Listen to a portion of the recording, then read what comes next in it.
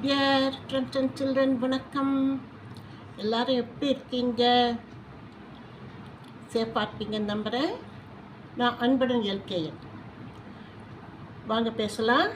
தினம் ஒரு கணம் ஆரம்பிக்கலாங்களா?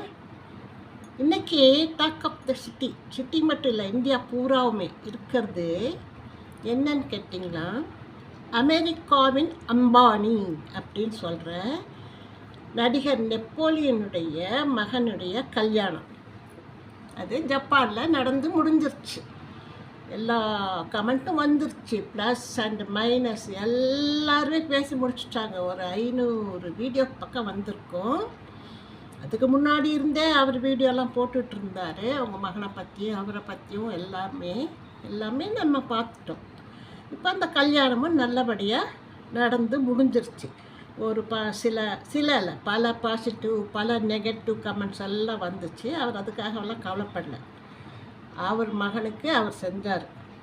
இன்னும் கூட சொன்னாங்க, இந்த 80s நடிகைங்கள்லாம் போனாங்கல்ல, அவங்கெல்லாம் நெப்போலியன் தன் குடும்பத்துக்காக ரொம்ப தியாகம் பண்ணியிருக்காரு அப்படின்னு.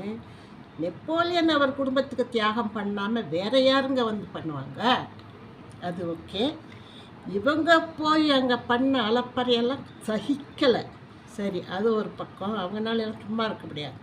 அதாவது பாடின வாயும் ஆடின காலம் சும்மா இருக்காதுன்னு சொல்லுவாங்க, அது மாதிரி. சரி, அது முடிஞ்சிருச்சு. ஒரு சிலர் கேட்டாங்க, இவங்கெல்லாம் டான்ஸ் ஆடினாங்க நெப்போலியன் அவங்க ஒய்ஃபெல்லாம், அந்த பொண்ணோட பேரண்ட்ஸ் ஒன்றுமே பண்ணலையே அப்படின்னு. அவங்க அடக்கமாக இருந்துட்டாங்க. செலிபிரிட்டியோட சம்பந்தியாக இருந்தாலும் இது வரைக்கும் அவங்களுக்கு இந்த மாதிரி ஒரு எக்ஸ்பீரியன்ஸ் இருந்திருக்காது. அதனால் இருந்துட்டாங்க. ஆனால் அவங்க பேரண்ட்ஸ் கொடுத்த பேட்டி ஒன்று வந்துச்சு. இந்த பொண்ணோட அம்மாவும் அப்பாவும் கடந்த 2-3 வருஷமாகவே இந்த பேச்சு நடந்தது. எங்கள் பொண்ணு தான், இல்லை நான் made Dhanush to be happy. அந்த அம்மாவோட இங்கிலீஷ் சும்மா பிச்சுட்டு போகுது. அப்படி ஒரு கெத்து, ஒரு ஸ்டைல், என்ன தலையெல்லாம் விரிச்சு போட்டு இந்த காலத்து மாடர்ன் கேர்ள்ஸ் மாதிரி ஹேர் ஸ்டைலோட அந்த அம்மா உட்காந்து அப்படி பேட்டி கொடுத்தாங்க. சொல்ல முடியாது, இன்னும் 2-3 மாதத்தில் அவங்களும் அமெரிக்காவுக்கு போய், அதான் அவர் அரண்மனை மாதிரி வீடு வச்சுருக்காரு இல்லையா, அங்கே போய் எல்லாருமே செட்டில் ஆகிடுவாங்க. எங்கள் ஃபேமிலியில் எல்லோரும் அமெரிக்கா போய் செட்டில் ஆகிடுவாங்க. பாருங்களேன், இன்னும் ஒரு 2-3 மாதத்துக்குள்ளே இந்த அம்மா நல்லா ஹேர்லாம் அப்படி வச்சுட்டு, இந்த பிள்ளைங்க ஐடி கம்பெனியில் இருந்து போகுது பாருங்கள், ஐடியில் ஒர்க் பண்ணுற பிள்ளைங்க, இல்லை ஒர்க் பண்ணுறவனோட ஒய்ஃபுங்க. கல்யாணம் முடிஞ்சு ஒரு வாரம் கூட ஆயிருக்காது. தாலியெல்லாம் கழட்டி வச்சுட்டு தலையை வச்சு போட்டு பேண்ட் ஷர்ட்டும் போட்டுட்டு போய் ஏர்போர்ட்டில் நிற்பாங்க. அது மாதிரி இந்த அம்மாவும் ஒரு ஜீன்ஸ் பேண்ட்டும் ஒரு டிஷர்ட்டும் போட்டுவிட்டு ஏர்போர்ட்டில் போய் நின்னாலும் சந்தேகப்பட வேண்டியது. கரெக்டு, அமெரிக்கா போகிறவங்களாம் அப்படி தான் இருப்பாங்க. போய் நிற்பாங்க. அவர் தான் அரண்மனை மாதிரி வீடு கட்டி வச்சுருக்காரு. பொண்ணுக்கு ஸ்பெஷலாக ஹெல்ப்புக்கு வந்தோம் அப்படின்னு இவங்க போயிடுவாங்க. இவங்க மட்டும் இல்லை, இவங்க ஃபேமிலியே அமெரிக்காவில் போய் செட்டில் ஆகிடும். அவர் அங்கே சிட்டிசன்கிறதுனால ஈஸியாக க்ரீன் கார்டு எல்லாமே வாங்கி கொடுத்துருவார். அதனால் பாருங்களேன், அவர் நினைப்பார், நம்ம பொண்ணை கல்யாணம் பண்ணிட்டு வரல, பிரச்சனையை கல்யாணம் பண்ணிட்டு வந்திருக்கோம். அந்த அளவுக்கு இவங்க போய் செட்டில் ஆகிடுவாங்க. அது நல்லது தான், போய் இருக்கட்டும், ஒன்றும் பிரச்சனை இல்லை. இப்போ அமெரிக்காவுக்கு போகிற பிள்ளைங்கள்லாம் பொண்ணுங்க கல்யாணம் பண்ணிட்டு போகிறாங்கன்னு வைங்க, போய் ப்ரெக்னென்ட் ஆகிட்டா அம்மாவை கூப்பிடுவாங்க, ஹெல்ப்புக்கு வாங்க. 6 மாதம் இருந்து பிரசவமெல்லாம் பார்த்துட்டு வருவாங்க. அப்புறம் பையனுங்கெல்லாம் அது கவலையே பட்டுக்க மாட்டாங்க. பேரண்ட்ஸை வாங்க வந்து இருங்கன்னெல்லாம் கூப்பிடவும் மாட்டாங்க. நீ வந்தாவா வராட்டி இப்போ ஒன்றும் கண்டுக்க மாட்டாங்க. பொண்ணுங்களுக்கு அவங்க பிரசவத்தும் போது அம்மா வேணும்னு கூப்பிடுவாங்க. 6 மாதம் வச்சுருப்பாங்க, வந்துடுவாங்க. இன்னும் கொஞ்சம் மேலே போய் ஐடி கம்பெனியில் ஒர்க் பண்ணுற பொண்ணாக இருந்தால் அவங்க அம்மாவுக்கும் அப்பாவுக்கும் க்ரீன் கார்டு சிட்டிசன்ஷிப் எல்லாம் வாங்கிடுவாங்க. வாங்கிட்டு அங்கே கூப்பிட்டு வச்சுக்குவாங்க. பையனோட மாமியார் அங்கே க்ரீன் கார்டு வாங்கி அங்கே போய் செட்டில் ஆகிடுவாங்க. பையனோட அம்மா அப்பாவை பற்றி கவலையே இல்லை, கண்டுக்கவே மாட்டாங்க. அதுதான் இப்போ இருக்கிற நடைமுறை. ஓகேவா? அதனால் இவங்க பொண்ணு இன்னும் கொஞ்சம் ஸ்பெஷல் வேறு. ஏன்னா மாப்பிள்ளை இந்த மாதிரி பொண்ணுக்கு ஹெல்ப் பண்ணுறோம் அப்படின்னு இவங்களும் போய் இவங்க ஃபேமிலியை இன்னொரு அக்கா இருக்காங்க போல் இருக்கே, தம்பி எல்லாம் போய் அங்கே அமெரிக்காவில் போய் செட்டில் ஆகிடுவாங்க. சரி, ஓகே. அந்த அம்மா பேசின பேட்டியில் ஓ என்ன கெத்துன்றீங்க, செலிபிரிட்டியோட சம்பந்தி இல்லையா, அதுவும் அமெரிக்காவின் அம்பானி அப்படின்னு சொல்கிறவரோட சம்பந்தி. அந்த அம்மா தான் ரொம்ப பேசினாங்க, ரொம்ப ஸ்டைலு. ஓகே, இதான் நடக்க போகுது. ஓகே, எப்படியோ நல்லா இருக்கணும். அதை பற்றி பேசி முடிச்சுட்டோம். இப்போ அமெரிக்காவுக்கு போகிற பிள்ளைங்கள்லாம் எப்படி இருக்குதுங்கன்னா, ஐடி கம்பெனியில் ஒர்க் பண்ணுறவங்களோட பேரண்ட்ஸ் இங்கேருந்து 6 மாதம் இருப்பாங்க, அங்கே 6 மாதம். அங்கே சம்மர் கேம்ப்பு, இது வின்டர் கேம்ப். வந்துடுவாங்க 6 மாதத்துக்குள்ளே கொண்டு வந்து அம்மாவுக்கு அப்பாவுக்கு டிக்கெட் போட்டு கூப்பிட்டுருவாங்க. அங்கே போயும் லாஸ் வேகாஸ் போகிறது என்ன, லாஸ் ஏஞ்சல்ஸ் போகிறது என்ன, அந்த ஒர்க்கிங் பொண்ணுங்களுக்கும் அந்த பேரண்ட்ஸ்க்கும் இருக்க பாண்டிங் இருப்பாங்க. அது ரொம்ப அவசரம், சுப்ரீம். அப்பா அம்மாட்ட பேசுகிறதாலும் இப்படி கதோடு வச்சுட்டு குஸ் குஸ் குஸ் குஸ்ன்னு பேசுவாங்க, வெளியே போயிடுவாங்க, யாரும் கேட்கக்கூடாது அப்படின்னு. அது என்ன ரகசியம் பேசுவாங்க பேரண்ட்ஸுக்கிட்டான்னு தெரியல. ஓகே, அந்த மாதிரி நடக்குது. ஓகேப்பா, அதை விடுங்க. கொஞ்ச நாள் போனால் எல்லாமே பூனைக்குட்டி வெளியில் வந்துடும், நம்ம பார்த்துக்கலாம். இன்னொரு விஷயம், இந்த கிண்டி அரசு மருத்துவமனையில் நடந்த ஒரு வருந்தத்தக்க சம்பவம். இப்போ கேன்சர்னாலேயே அது ஒரு உயிர்கொல்லி நோய் அப்படின்னு எல்லாத்துக்கும் தெரியும். ரொம்ப ஷாக்காக இருப்பாங்க அந்த ஃபேமிலி, அந்த பேஷண்ட்டோட ஃபேமிலி, அந்த நோயாளி, அவங்க குடும்பம் எல்லாமே. கேன்சர் வந்துட்டால் அந்த குடும்பம் எவ்வளோ கஷ்டப்படும் அப்படிங்கிறத நமக்கு தெரியும். அந்த அம்மா பாவம், அதில் மாற்றுக்கருத்து இல்லை. 3 பசங்க பார்த்துக்கிறாங்க நல்லபடியாக, 2 வருஷமாக ட்ரீட்மெண்ட் எடுத்துக்கிறாங்க. இவங்களும் ப்ரைவேட் நர்சிங் ஹோம் எல்லாம் காசு செலவு பண்ணி பார்த்துருக்காங்க எல்லாமே. அதாவது கேன்சர் அந்த வலி இருக்குது பாருங்கள், அதை பொறுத்துக்கிறதுங்கிறது நம்மளாலலாம் கற்பனையே பண்ண முடியாது. அந்த கஷ்டப்படுறவங்களுக்கு தான் தெரியும் அந்த வலி வேதனை. அதில் ரேடியம் தெரப்பி கொடுப்பாங்க, கீமோ கொடுப்பாங்க. அந்த ரேடியம் கொடுக்கும்போது அப்படியே கொதிக்கும் உடம்பு, சூடு, இளநீயும் குளிர்ந்த அப்படியே காய்ச்சல், அதுக்கு வலி நிவாரணி கொடுப்பாங்க, காய்ச்சலுக்கு மருந்துக்கு மற்ற கொடுப்பாங்க டாக்டர். அடுத்தது கீமோ கண்டிப்பாக கொடுக்கணும், கொடுத்தா தான் அந்த கேன்சர் செல்லுகள் எல்லாம் அழிக்க முடியும். அது பேஷண்ட்டுக்கிட்ட சொல்லி கன்சென்ட் வாங்கிட்டு தான் கீமோ கொடுப்பாங்க. அதை எவ்வளோ கொடுக்கணும், என்ன பண்ணணும்னு ரேடியாலஜிஸ்ட்டு அந்த டெக்னீஷியன் எல்லாம் சேர்ந்து தான் டிஸ்கஸ் பண்ணி முடிவெடுப்பாங்க, என்ன பண்ணணும் எவ்வளோ கொடுக்கணுன்ட்டு. சும்மா ஏனோ தானோன்னு இந்த ஊசிக்கு போய் பென்சிலின் ஊசியோ இல்லை ஆன்டிபயோட்டிக்கோ போட்டுட்டு வர்ற விஷயம் இல்லை கீமோ. அவங்க எல்லாரும் பார்த்து டிசைட் பண்ணி தான் என்ன கீமோ எவ்வளோ கொடுக்கறது டோசேஜ் அப்படின்னெல்லாம் பார்த்து டிசைட் பண்ணி பேஷண்ட்கிட்ட சொல்லி கன்சென்ட் வாங்கிட்டு தான் கீமோ கொடுப்பாங்க, சும்மா கொடுத்துட மாட்டாங்க. அதனோட பின் விளைவுகள் எப்படி இருக்குன்றீங்க, ஒரே வலி. அது எக்ஸ்ட்ராவாக உடம்புக்குள்ளே போய் அந்த பிளட் ஸ்ட்ரீமில் கலந்து அந்த கேன்சர் செல்களை எல்லாம் அழிக்கும். அப்போ இந்த இன்ஜெக்ஷனுக்கும் அந்த உடம்புல இருக்கிற செல்லுக்கும் ஒரு போர் மாதிரி வரும். வலி எப்படி தான் இருக்குன்றீங்க, அதை உணர்ந்தவங்களுக்கு தான் தெரியும் அவ்வளவு.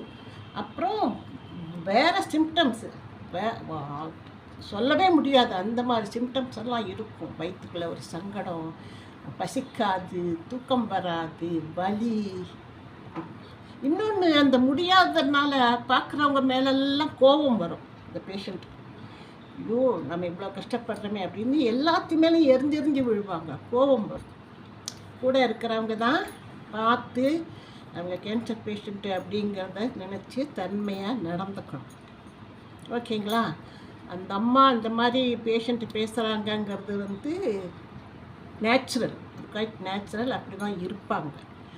இவங்களும் நிறைய இடத்துல போய் சவிதாக்கு போனேன்றாங்க, எஸ்ஆர்எம்க்கு போனேன்றாங்க, அங்கெல்லாம் இவங்க பே பண்ணி தான் ட்ரீட்மெண்ட் எடுத்திருப்பாங்க. அடையார் போனேன்றாங்க, எல்லாம் ஃபஸ்ட்டு 2nd ஸ்டேஜ்னு சொன்னாங்க, அப்புறம் 5th ஸ்டேஜ்னு சொல்கிறாங்க அப்படின்னு அந்த அம்மா பேட்டி கொடுக்காங்க. கண்டிப்பாக கேன்சர்னாவே பக்கத்தில் இருக்கிற ஆர்கன்ஸ்கெல்லாம் பரவிடும். அதுக்கு தகுந்த மாதிரி தான் கீமோ கொடுப்பாங்க.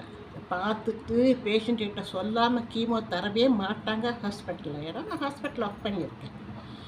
எல்லா டாக்டர்ஸுமே கவனமாக தான் பார்ப்பாங்க, அலட்சியப்படுத்துகிறாங்கங்கிறத வேணால் அந்த பேஷண்ட்டுக்கிட்ட பேசாமல் இருக்கலாம், சரி என்ன பண்ணலாம், இதை வேற சொல்லி அவங்கள வந்து இன்னும் கஷ்டப்படுத்த வேண்டாம் அப்படின்னு நினச்சிருக்கலாம். பக்கத்தில் இருக்கிற ஆர்கன்ஸ்க்கெல்லாம் பரவிடும். ஃபார் எக்ஸாம்பிள், நீங்கள் வந்து ரொம்ப செலிப்ரிட்டி இளையராஜா சாரோட பொண்ணு பவதாரணி, அவங்களுக்கு இல்லாத வசதியாக எப்படி அந்த பொண்ணு தெரியாமல் கால் பிளாடர் கேன்சர் வந்து லிவர் ஃபுல்லாக பரவி இங்கே ட்ரீட்மெண்ட் எல்லாம் முடியாமல் ஆயுர்வேதிக் ட்ரீட்மெண்ட்டுக்காக சிலோனுக்கு போய் அந்த பொண்ணு பாவம் அந்த சின்ன வயசில் அங்கே போய் இறந்துருச்சு. எல்லாம் ஒரு சின்ன எக்ஸாம்பிள், நமக்கு எல்லாம் தெரிஞ்சது சொல்கிறேன். இது மாதிரி தெரியாமல் எவ்வளவோ கேன்சர் பேஷண்ட்டும் இறந்து போகிறாங்க. அந்த நோய் முற்றிடும் நாளாக இப்போ அவங்க சொல்கிறாங்க செகண்ட் ஸ்டேஜ்னு சொன்னாங்க, அப்புறம் 5th ஸ்டேஜ்னு சொல்கிறாங்க. ஆமாம், 5th ஸ்டேஜ் வந்தால் 5th தான் சொல்லுவாங்க. ஏன்னா கேன்சர் செல்ஸ் அந்த மாதிரி வளர்ந்து பக்கத்தில் இருக்கிற ஆர்கன்ஸ்கெல்லாம் பரவிடும். நீங்கள் கேன்சர் பேஷண்ட்டை அதனுடைய உண்மை தெரியாமல் நம்ம பேசக்கூடாது, ஓகேவா? இப்போ சொல்கிறாங்க, நீங்கள் சொல்கிற ஸ்டேஜெல்லாம் சொல்லுங்கள் அப்படிங்கிறாங்க. அதுதான் உண்மை. இந்த அம்மாவுக்கு முடியல, அதனால் அவங்க பேசுகிறாங்க. ஆனால் கூட இருக்கிறவங்க புரிஞ்சிட்டு பேசணும். ஏனோ தானோன்னு எடுத்தோம் கவிழ்த்தோன்னு பேசக்கூடாது. நான் 2 பசங்களை வச்சுட்டு அவங்க தான் எனக்கு ட்ரெஸ் சேஞ்ச் பண்ணுறாங்க. என்ன பண்ணுறது, உங்கள் வீட்டில் 2 பசங்க தான் இருக்காங்க, ஒரு மருமக இருக்கா போல இருக்கே, ஒரு தங்கச்சி இருக்கா போல இருக்கே, அவங்கெல்லாம் வந்து பார்த்துக்கலாமில்ல. அதெல்லாம் பார்க்கல. மைக் கிடச்சிதுன்னா பேசுறதுக்கு வந்துட்டாங்க. எப்படி, இந்த டாக்டர் சரியில்லை, இது அதான் நம்ம பப்ளிக்ஸ்க்கு என்னன்னா, கவர்மெண்ட்டில் ஒர்க் பண்ணுறவங்க எல்லாருமே சரியில்லை அப்படிங்கிற ஒரு பொது மென்டாலிட்டி. அது ஒரு பொறாமை. கவர்மெண்ட் டாக்டர்ஸ் சரியில்லை, கவர்மெண்ட் ஆஃபீஸில் சரியாக நடக்கலை, கவர்மெண்ட் பஸ்ஸில் சரியில்லை, எல்லாமே சரியில்லை. ஒரு வெள்ளம் வந்துச்சு அப்படின்னா எங்களை வந்து யாருமே பார்க்கல, குப்பையை கொண்டு போய் கண்ட இடத்துல போடுவாங்க, யாருமே க்ளீன் பண்ணலை. இப்படி அவங்க சொல்கிறாங்க. எங்களுக்கு 2 பசங்க இருக்கிறாங்க, இன்னும் கல்யாணம் இல்லாமல். அதுக்கு உங்களுக்கு மட்டுமா 2 பசங்க இருக்காங்க? ஊரில் எத்தனையோ பேர் பசங்க இருக்காங்க கல்யாணம் ஆகாமல். அதுக்கு போய் நீ டாக்டர் குத்துவியா? நம்ம அவங்க தங்கச்சி சிஸ்டர், அவங்க எவ்வளோ கஷ்டப்படுறாங்க, அந்த டாக்டரை தூக்கி வீசி எறிஞ்சார். அவங்க இதெல்லாம் பின்னாடி சொல்கிற பொய்யுங்க, நாடகம் போடுறது. சரி, அப்படி தான் அப்படி போட்டாங்கன்னா எடுத்துக்கோ. எங்ககிட்ட சொல்லலை, லங்ஸுக்கு போய் எதுக்கு சொல்லணும் உங்கள்கிட்ட சொல்லி இன்னும் கொஞ்சம் நீங்கள் வருத்தப்படுறதுக்கா? சொன்னால் மட்டும் நீங்கள் என்ன பண்ணிட போகிறீங்க? அதுக்கு தகுந்த ஊசி தான் போட்டிருக்குறாங்க. எவ்வளோ போடணுமோ அவ்வளோ தான் போட்டிருக்கணும். இவங்க ஊசி போட்டதுனால தான் லங்ஸுக்கு பரவிடுச்சு கிடையாது. லங்ஸுக்கு பரவும் அப்படிங்கிறதுனால தான் அவங்க ஊசி. அதெல்லாம் தெரியுமா உங்களுக்கு என்னன்னு?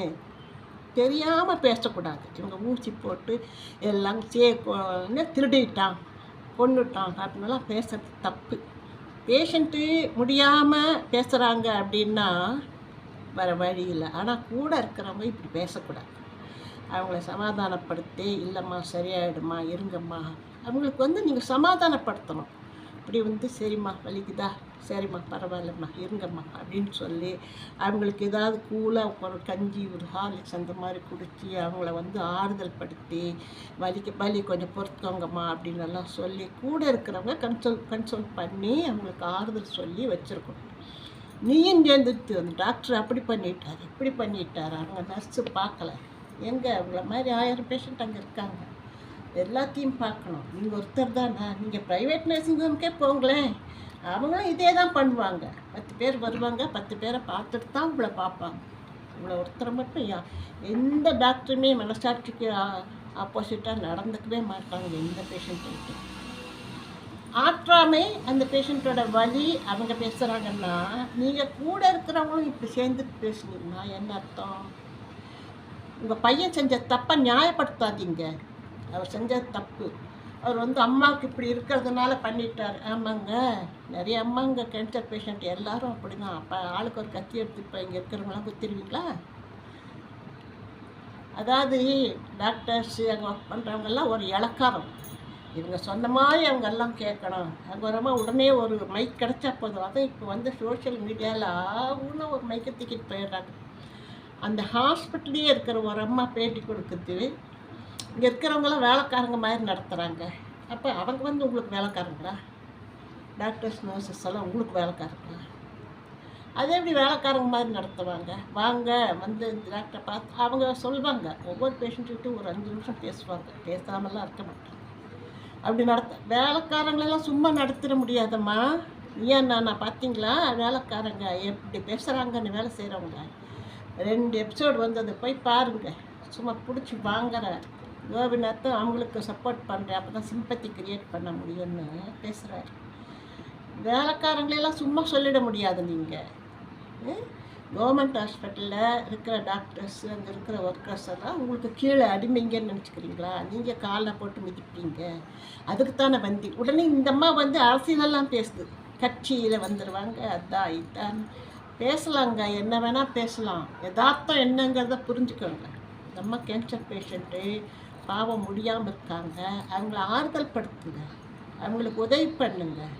அந்த அம்மாவை எப்படி நல்லா பார்த்துக்கணுமோ அதை பாருங்கள். அதை விட்டுட்டு உங்கள் பையன் போய் குத்திட்டாங்க, அதை நியாயப்படுத்தாதீங்க. எங்கள் அம்மாவை சரியாக பார்க்கலன்னு உனக்கு எப்படி தெரியும்? நீ கூட இருந்தியா?